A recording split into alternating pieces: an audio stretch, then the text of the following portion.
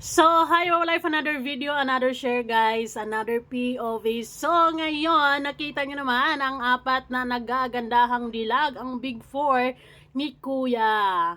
Grabe, bilib na bilib ako sa season na to dahil ang Big Four talaga, lalo na ang Big Four, or actually yung iba is tuloy-tuloy yung ginagawa nila sa labas ng bahay ni Kuya. Grabe, and sobrang natuwa ako sa apat na to na kumusta naman kayo dyan, girls? Mga i-above. Ang gaganda nyo naman. Ang gaganda naman ang nagtitinda ng isda. Kung ganyan ang mga nagtitinda talagang ubos agad yan. Anyways, naisip ko lang ha.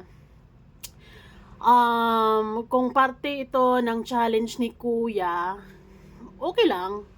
Pero meron akong ibang naisip. Bagay na bagay silang maging magkapatid sa isang teleserye na sila yung bida, silang apat.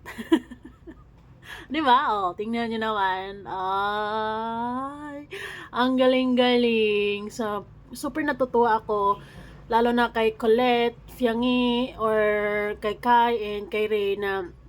Sobrang ganda ng career nila ngayon. After PBB, talagang umariba yung career nila, and hoping na makikita natin sila sa Batang Quiapo. Why not? Pasok silang apat.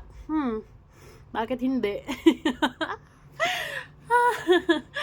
Oh my God, grabe na this. Pero hopefully, talagang magkaroon sila ng teleserye or movie.